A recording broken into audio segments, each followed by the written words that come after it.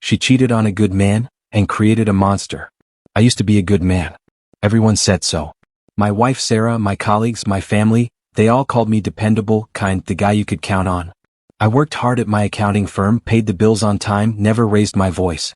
Every morning I'd kiss Sarah's forehead and tell her I loved her before heading to work. Every evening I'd come home with a smile, ready to hear about her day. I thought we had a good life together. A simple life, sure, but a happy one. I loved her more than anything in this world. She was my everything, my reason for working those long hours, my motivation to be better. I'd met Sarah in college. She was studying literature, always had her nose in a book. I'd fallen for her immediately, her laugh, her intelligence, the way she saw beauty in everything.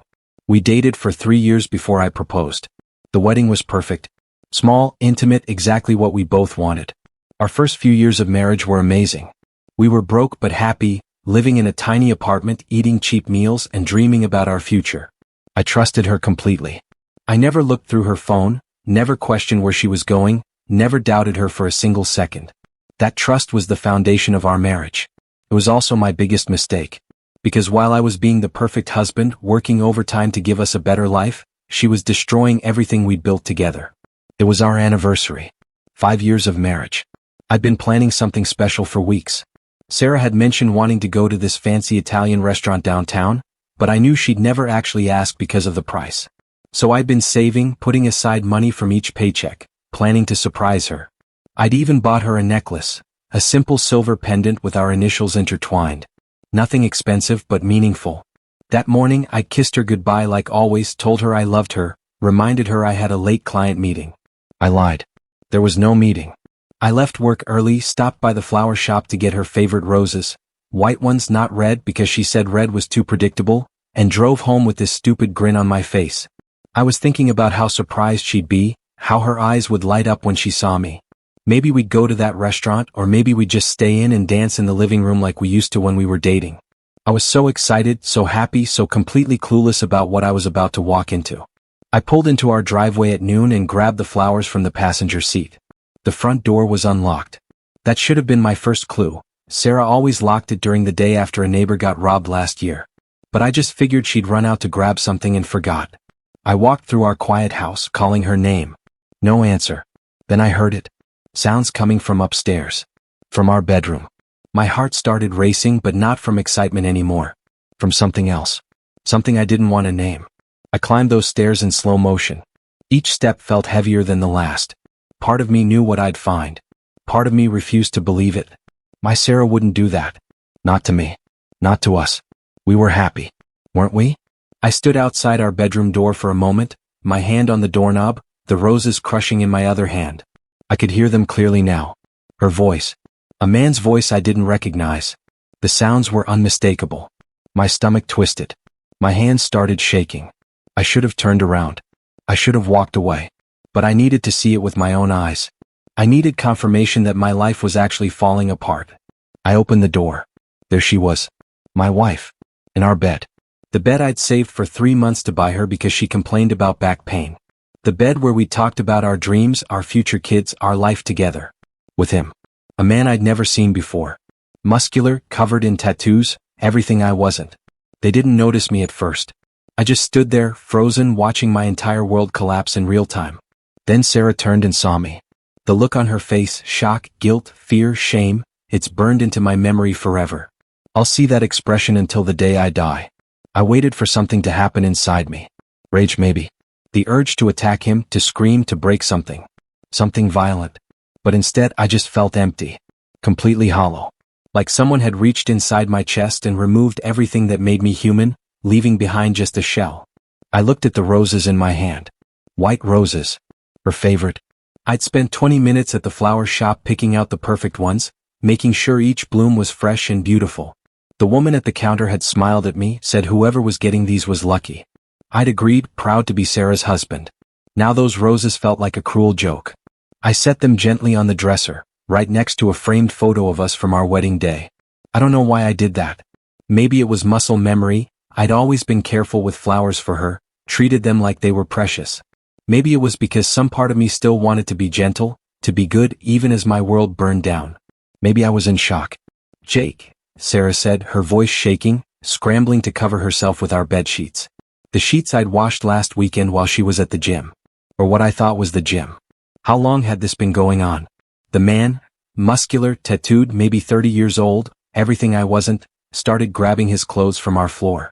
His movements were panicked, rushed. He knew he was caught. He knew what he'd done. I looked at him. Really looked at him. This was what she wanted. This was worth throwing away 5 years of marriage, 5 years of building a life together. This stranger was worth more than all our memories, our inside jokes, our dreams. I wanted to ask why. I wanted to demand answers. But what was the point? I didn't say a word to either of them. I just turned around and walked out of the room, down the stairs, out of the house. Behind me, Sarah was crying, calling my name, begging me to wait. Her words sounded distant, like I was underwater, drowning in my own life. I got in my car and drove. I didn't know where I was going. I just drove until I couldn't see our house in the rearview mirror anymore. My hands were gripping the steering wheel so hard my knuckles turned white. I felt numb and devastated at the same time. How was that possible? I ended up at a motel on the edge of town. The kind of place with stained carpets, a flickering neon sign that buzzed in the darkness, and a clerk who didn't ask questions when I paid cash. I sat on the bed and stared at the wall for hours. The wallpaper was peeling. There was a water stain on the ceiling. Everything smelled like cigarettes and regret. My phone wouldn't stop buzzing. Sarah was calling, texting, leaving voicemails. The notifications kept lighting up my screen over and over. I listened to one voicemail. Just one. She was sobbing so hard I could barely understand her words. She was saying it was a mistake, that she loved me, that she didn't know why she did it, that we could work through this, that she'd do anything to fix it. Her voice was desperate, broken. Part of me wanted to believe her. The part that still loved her, that remembered our wedding vows, that had spent 5 years building a life with this woman. But a bigger part, a new part one didn't recognize, felt nothing but contempt. I deleted the voicemail. Then I deleted all the others without listening. That night, lying in that cheap motel bed, something inside me changed. The hurt was still there, raw and burning like an open wound. But underneath it, something else was growing. Something cold and patient and dark. Something that whispered that nice guys finish last. That trust is weakness. That love is a lie people tell themselves. The next morning, I woke up feeling different. The crying, broken man from yesterday was gone. In his place was someone harder. Someone who'd learned the truth about the world. I went to the phone store and got a new number. The kid behind the counter was cheerful, asking if I was excited about my new phone. I didn't answer. I set it up in the parking lot, then sent Sarah one text from it. Don't contact me. My lawyer will be in touch. Then I blocked her on everything. Social media, email, everything. I erased her from my digital life in 10 minutes. Felt good. Too good. That should have been my first warning that I was changing into someone else, someone I wouldn't recognize. But I didn't care. The old Jake would have talked to her, tried to understand, maybe even considered forgiveness. The new Jake knew better. Actions have consequences. She made her choice. Now she'd live with it. I filed for divorce immediately. My lawyer was confused when I told him to give Sarah everything. The house, half my retirement, more than she legally deserved. Are you sure? He kept asking, looking at me over his reading glasses. You could fight this. You have grounds. She was unfaithful. The court would side with you. I was sure. I didn't want anything that reminded me of her, of us, of the life I'd foolishly believed in. Every piece of furniture, every shared memory, every joint account, it was all contaminated now. I wanted it gone. Money could be earned again. Things could be replaced. But I needed a clean break, a fresh start, a complete reset. Besides, I had plans. Plans that required me to be free, unattached, and motivated by something darker than love.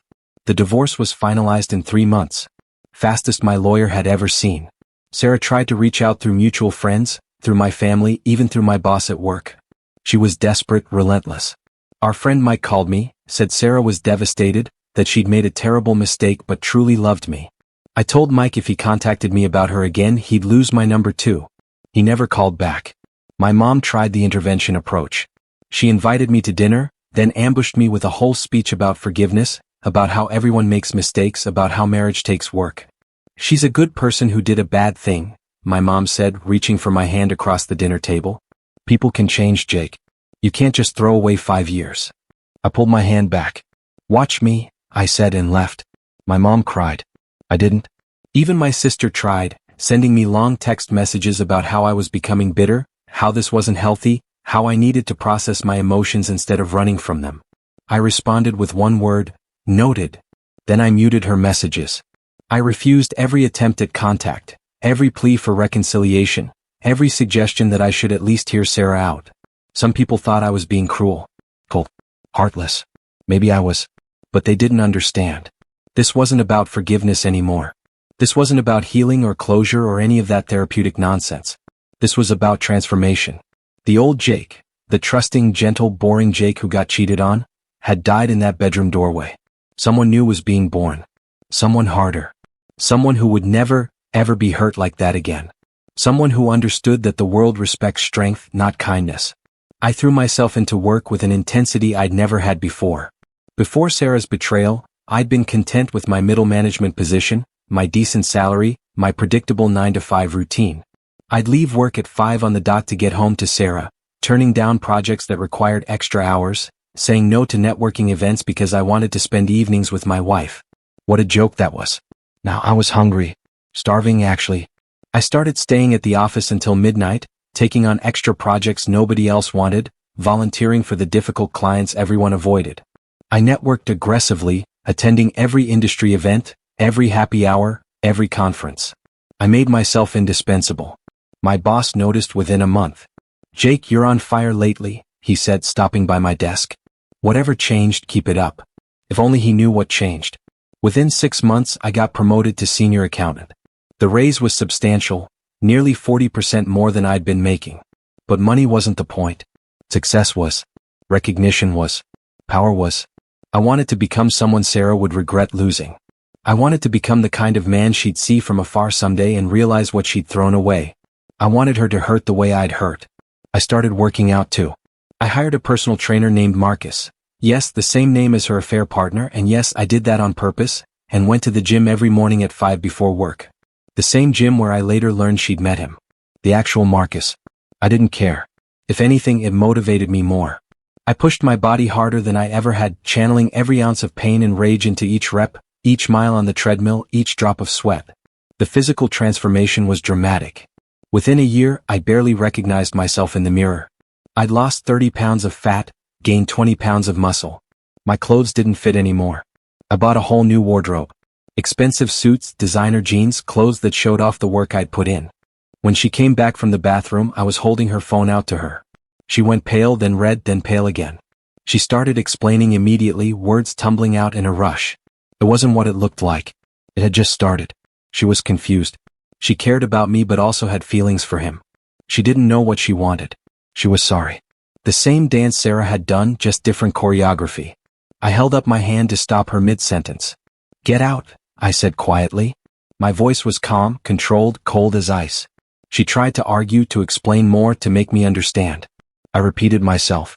"Get out of my apartment. Now." She grabbed her things and left, still trying to apologize through tears. I locked the door behind her and sat alone in my apartment. And I laughed. Actually laughed out loud, the sound echoing in my empty living room. The universe had just confirmed what I already knew. Everyone cheats. Everyone lies.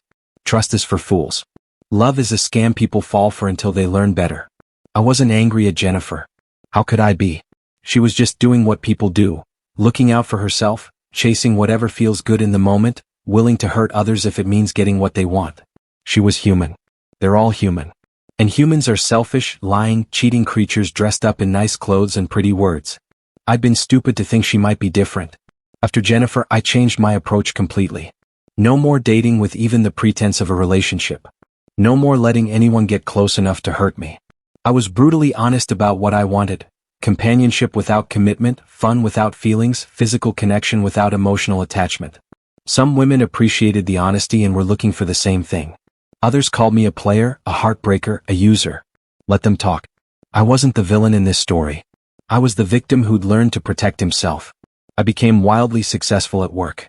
Within 4 years of Sarah's betrayal, I'd climbed the ladder faster than anyone in the company's history. I made partner at 32, the youngest in the firm. My income tripled, then tripled again. I bought a penthouse downtown with floor-to-ceiling windows and a view of the city. I drove a BMW. I wore custom suits. I had a housekeeper, a personal trainer, a financial advisor. Everything Sarah had once dreamed about for our future, I now had. Without her. Better than with her, actually, because I didn't have to share any of it. Sometimes I wondered if she knew about my success. If she'd heard through mutual friends or seen my LinkedIn profile. If she saw my new life and regretted what she'd done. If she lay awake at night thinking about how different things could have been. Then I'd remind myself it didn't matter. She was the past. This new life, this new me, was the present and future. But late at night, alone in my expensive apartment with my expensive things, I'd sometimes catch myself thinking about the old Jake. The one who'd believed in love, in trust, in partnership, in building a life with someone. The one who'd been excited about coming home to his wife. The one who'd bought flowers and planned anniversaries and thought about baby names. And I'd feel something like grief for that man. He'd been naive, yes. Foolish, definitely. Weak, probably. But he'd also been happy in a way I wasn't. I was successful now. I was powerful. I was in control. I was respected and feared. I had money and status and options. But I wasn't happy. Not really. Success had filled my bank account but not the hole in my chest. I told myself happiness was overrated anyway. Safety was better than happiness. Control was better than vulnerability. Power was better than love. I repeated these mantras until I almost believed them. My reputation preceded me everywhere I went. At work, people called me brilliant but ruthless. They said I was the best at what I did but wouldn't hesitate to throw anyone under the bus to win. They weren't wrong. In my personal life, I was known as the guy who was fun for a while but emotionally unavailable. The man who'd wine and dine you, treat you well, make you feel special, then disappear the moment you wanted more. Also accurate. My family worried about me. My mom stopped inviting me to family dinners because I'd show up, barely participate, and leave early. My sister told me I'd become cold and distant. My dad, who'd always been proud of my career success, pulled me aside at Christmas and said, "Money isn't everything, son. When are you going to let someone in?" I told him I was fine. He didn't believe me. I made new friends to replace the old ones who drifted away. People who valued success over sentiment, who understood that weakness got you hurt, who played the game the same way I did. We'd meet at expensive bars, talk about deals and conquests, both business and personal, and toast to our achievements. These friendships were shallow, transactional, built on mutual benefit rather than genuine connection. Nobody really knew me. But that was the point. The deeper people got, the more they could hurt you. I kept everyone at arm's length. Even my assistant at work, who I saw more than anyone else, knew almost nothing about my personal life. She knew my coffee order and my schedule but nothing about my past, my feelings, my fears. I'd become a closed book, wrapped in armor, surrounded by walls. And I liked it that way. Mystery was power. Vulnerability was weakness. Letting people in was asking to be hurt.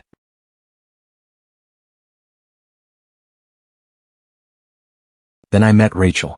She was different from anyone I'd encountered since Sarah, and I noticed it immediately. She worked at a nonprofit helping homeless youth, made a fraction of what I did, and didn't seem even slightly impressed by my money or status. When I tried my usual routine, the charming smile, the expensive restaurant, the subtle flex about my career, she looked bored. At the end of our first date, she thanked me politely and said she didn't think we were compatible. I was shocked. Women didn't reject me. Not anymore. I'd become the catch, the prize, the one who did the choosing. I asked for a second chance. She agreed reluctantly. On our second date, when I tried my usual charming but distant routine, she called me out. "You're exhausting," she said, putting down her wine glass and looking at me directly. I was caught off guard. "Excuse me?" "This whole act," she gestured at me with one hand. "The mysterious successful guy who's too damaged to love. The wounded hero routine. It's exhausting to watch. You're performing instead of being real." Nobody had ever talked to me like that. Most women either played along with whatever dynamic I set up or got upset and left. Nobody had ever just called me out so bluntly. I should have walked away.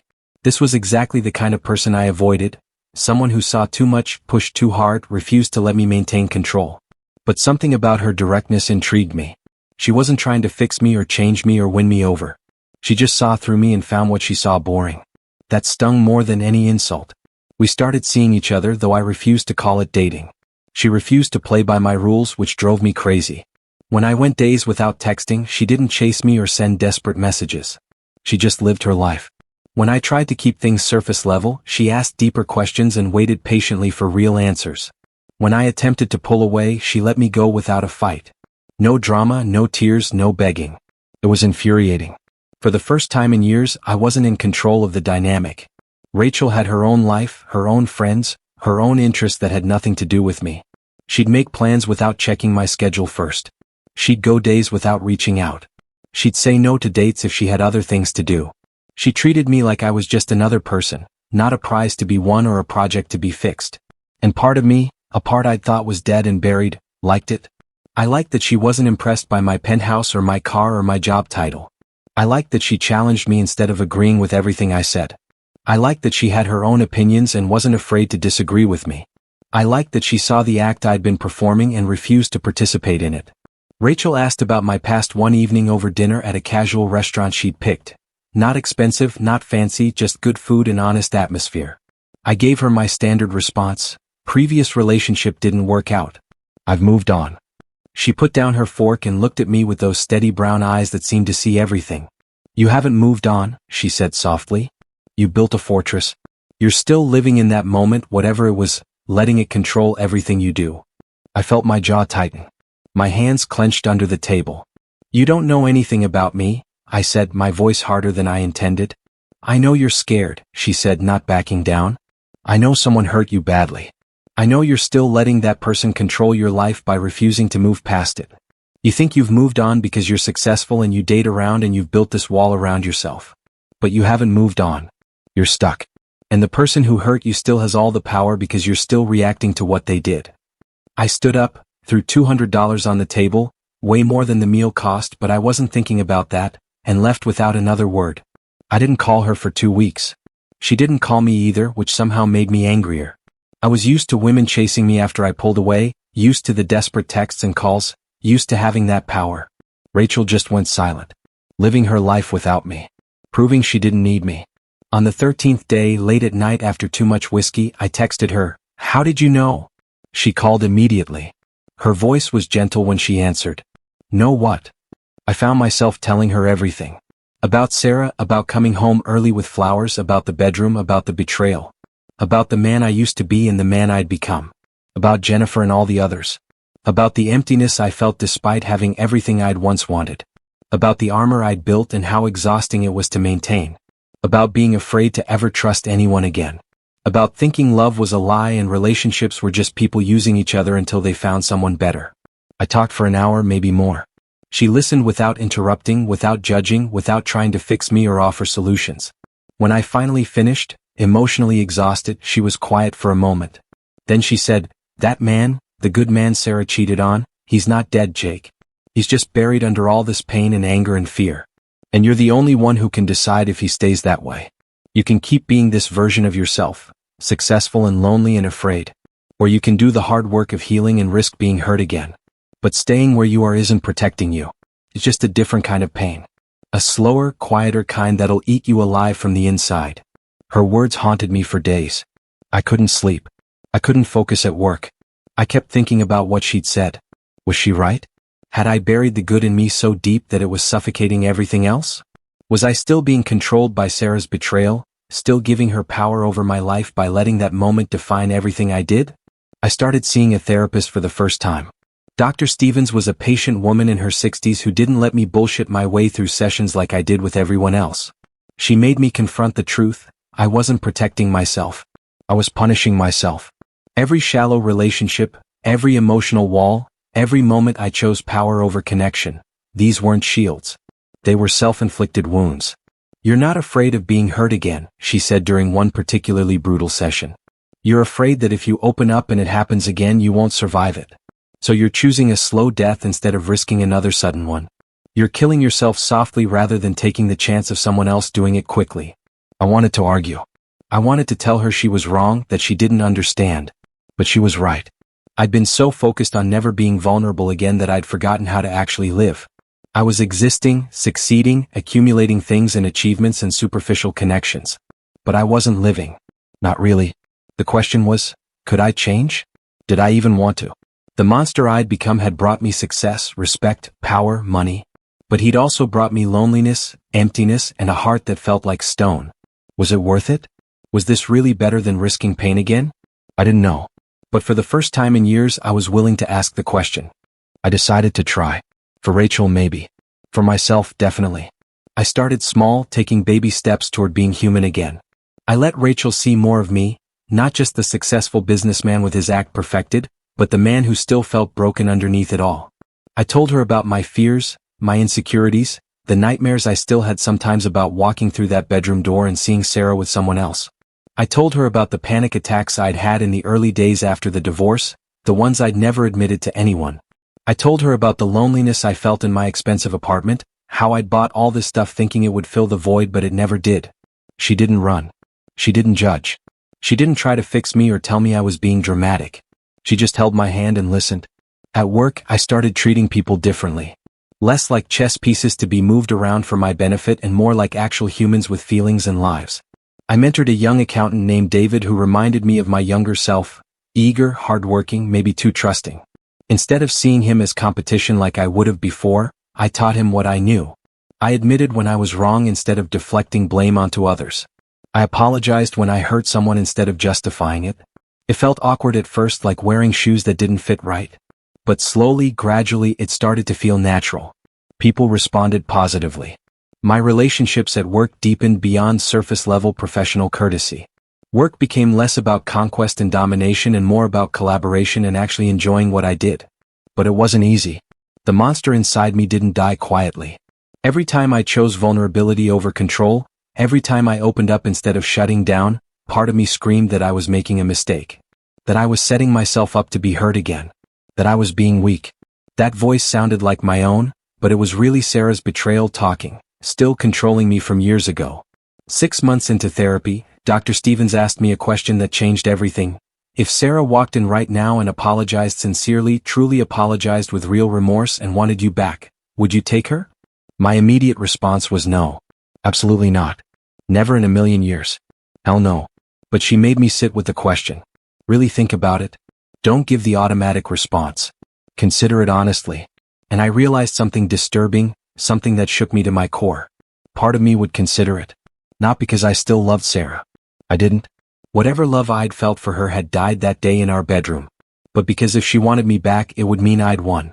I'd become successful enough, powerful enough, attractive enough, changed enough to make her regret losing me. My transformation hadn't been about healing at all. It had been about revenge. About becoming someone she'd want but couldn't have.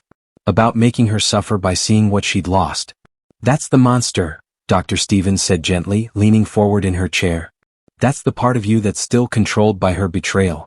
As long as your success is measured by her potential regret, you're not free. You're still chained to that moment in the bedroom doorway. She still has all the power.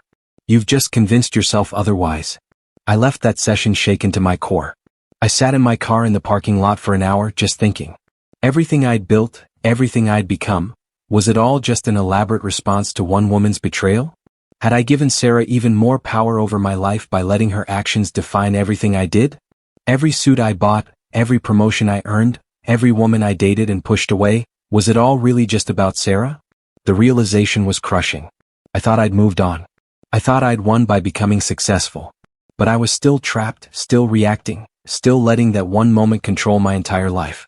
I was no freer than I'd been in that motel room 5 years ago. I needed to confront Sarah. Not for her sake but for mine. I needed to truly let go, and I couldn't do that without facing her one more time. I found her through social media. She still lived in our old town, working at a small bookstore on Main Street. I drove there on a Saturday morning, my heart pounding the entire 2-hour drive. What would I say? What did I even want from this conversation? When I walked into the bookstore, a bell chimed above the door. She was shelving books in the literature section. Fitting, since that's what she'd studied. She looked up, saw me, and dropped the book she was holding. It hit the floor with a thud that echoed in the quiet store. "Jake," she whispered, her face going pale. I asked if we could talk somewhere private. We sat in a coffee shop across the street, the same one where we'd had our first date almost a decade ago. The coincidence wasn't lost on either of us. She looked nervous, hopeful, scared all at once. Her hands were shaking as she picked up her coffee cup. I'd prepared a whole speech during the drive. But looking at her now, this woman I'd once loved with everything I had, then hated with equal intensity, then tried desperately to forget, I realized I didn't need the speech. "I'm not here to get back together," I started, my voice calm and clear. "I'm not here to yell at you or make you feel guilty or punish you. I'm here because I need to let go. Really let go. And I can't do that without saying this to your face. She nodded, tears already forming in her eyes. She knew this was goodbye. Real goodbye. I told her the truth. That what she did had broken me in ways I didn't think a person could be broken. That I'd spent 5 years becoming someone else, someone harder, someone who could never be hurt like that again. But in doing so, I'd hurt myself worse than she ever could. I'd built a life that looked successful on the outside but felt empty on the inside. I'd pushed away every good person who tried to get close. I'd let her betrayal poison every relationship I'd had since. I forgive you, I said and meant it. I forgive you for what you did. But more than that, I forgive myself for letting it destroy me for so long. Sarah started crying openly, tears streaming down her face and dripping onto the table between us. She apologized through her sobs, explained that she'd been selfish and stupid and scared. That she'd ruined the best thing in her life for a meaningless thrill. That she'd been in therapy for years trying to understand why she'd sabotaged our marriage. That she'd thought about me every single day since I'd walked out. That she'd tried to become a better person, to learn from her mistake, to make sure she never hurt anyone like that again. That she was sorry, so incredibly sorry, and if she could go back and change it, she would in a heartbeat. I listened, really listened, without the anger or bitterness I'd carried for so long. I could see she meant it. I could see the genuine remorse in her eyes, the weight of guilt she'd been carrying. When she finished, I thanked her for being honest. I hope you find happiness, I said, reaching across the table to squeeze her hand once. I really do. But more than that, I hope you've forgiven yourself. Because I've learned that holding on to guilt and anger, whether it's at yourself or someone else, it destroys you from the inside. It turns you into someone you're not. And life's too short for that. We hugged goodbye in the parking lot. It wasn't romantic or dramatic. It was just two people who'd once loved each other, acknowledging the past, accepting it, and releasing it. When I drove away, I didn't look in the rearview mirror. I didn't need to. For the first time since that terrible day, I felt lighter. The weight I'd been carrying, the need for revenge, the desire to make her regret, the anger that had fueled everything, it was gone. She was just a person who'd made a terrible mistake. And I was just a person who'd let that mistake define him for too long. No more. I was free. Actually free. Not the false freedom of having money and success and empty relationships. Real freedom. The kind that comes from forgiveness, from letting go, from choosing to move forward instead of staying trapped in the past. Rachel noticed the change immediately. You're different, she said that night when I came to her apartment straight from my drive back from seeing Sarah. Softer somehow. Lighter. What happened? I told her everything about my conversation with Sarah, about the forgiveness, about finally letting go of the weight I'd been carrying. She reached across her couch and took my hand in both of hers. I'm proud of you, she said, her eyes shining. That took real courage. We'd been seeing each other for almost a year now, and for the first time, I let myself think about a future with her. Not because I needed to prove something to Sarah or win some imaginary competition with my past. Not because I wanted to show I'd moved on. But because she made me happy. Because she saw the monster I'd become and helped me find the man I used to be. Because she was patient enough to wait while I figured out who I wanted to be going forward. Because she challenged me and supported me and didn't let me get away with my bullshit. That night, I asked her to move in with me. She looked surprised, then thoughtful. Are you sure? She asked. This is a big step for you. I was sure. More sure than I'd been about anything in years. It was terrifying. Opening my home, my space, my life, my heart to someone again after everything that had happened. Giving someone the power to hurt me. Choosing to be vulnerable. But it was also exciting. It felt right in a way nothing had felt right in a very long time. I was choosing vulnerability over safety. I was choosing trust over control. I was choosing to believe that not everyone would hurt me, even knowing that they might. She said yes. We took things slow, which was good for both of us. She moved in over the course of a month, bringing her things bit by bit, making space for herself in my previously solitary life. I had moments of panic. What if this was a mistake? What if she betrayed me like Sarah had? What if I was setting myself up for the same pain all over again? Moving forward wasn't smooth. Old habits die hard, and trust issues don't disappear just because you decide they should. There were times when Rachel and I argued, and my first instinct was to shut down emotionally, to protect myself, to push her away before she could leave me. But I fought against those instincts. I stayed. I communicated. I trusted. There were moments when she'd be texting someone, laughing at her phone, and I'd feel that old paranoia creeping in. Who is she talking to? Why is she smiling like that? Is she doing what Sarah did? But instead of checking her phone or making accusations or letting the fear spiral, I talked to her about it. I admitted my insecurity. She was understanding, patient, willing to reassure me without making me feel weak for needing reassurance. At work, I continued the transformation.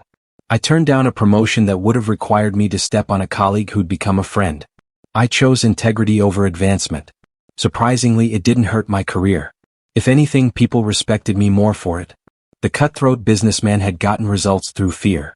The balanced, honest version got loyalty and genuine support. My relationships deepened. My work became meaningful again, not just profitable. I started volunteering at a youth center, mentoring kids from broken homes, teaching them about financial literacy and life skills. Maybe helping them would heal me too. Maybe giving back would fill the void that money and success and revenge never could. 2 years after reuniting with Rachel, I proposed. Not in some grand gesture designed to show off or prove something. Just a quiet moment in our apartment, on a random Tuesday evening, much like the Tuesday that had destroyed my first marriage. We were cooking dinner together, laughing about something stupid, and I just looked at her and knew. I choose you, I told her, getting down on one knee right there in our kitchen. Every single day I choose you. Will you choose me back? She said yes, crying and laughing at the same time. Planning the wedding brought up unexpected emotions and old fears I thought I'd dealt with. I'd been married before. That marriage had ended in the worst kind of betrayal and pain. What if this one did too? What if history repeated itself? What if I was setting myself up for the same heartbreak? What if choosing vulnerability was just another word for choosing to be a victim? Dr. Stevens helped me work through these fears in our sessions. The difference, she said, looking at me over her glasses, is that you're going into this marriage as your authentic self. You're not performing being the perfect husband. You're not building walls around your heart. You're not pretending to be someone you're not. You're just being Jake, flaws, fears, scars, and all. That's what makes it real. That's what makes it different. She was right. I wasn't the same man who'd married Sarah all those years ago. I wasn't the naive, blindly trusting guy who'd ignored potential red flags because he was in love. But I also wasn't the cold, calculating monster I'd become in the aftermath. I was something in between. Someone who'd been broken and rebuilt himself, scars and all. Someone who knew pain but chose hope anyway. Someone who understood that trust was a risk but decided it was a risk worth taking. The wedding was small and intimate, just close family and friends in a garden on a spring day. As I stood at the altar waiting for Rachel, I thought about the journey that had brought me here. From the good man Sarah had cheated on, to the monster that betrayal had created, to this, someone who'd learned that strength and vulnerability weren't opposites. That you could be both protective and open, both cautious and trusting, both wise from pain and hopeful for the future, both scarred and healing. When Rachel walked down the aisle in a simple white dress, her smile bright and real, I cried. Not from sadness or fear but from gratitude. Gratitude that she'd seen the worst of me and stayed. That she'd challenged me to be better without demanding I be perfect.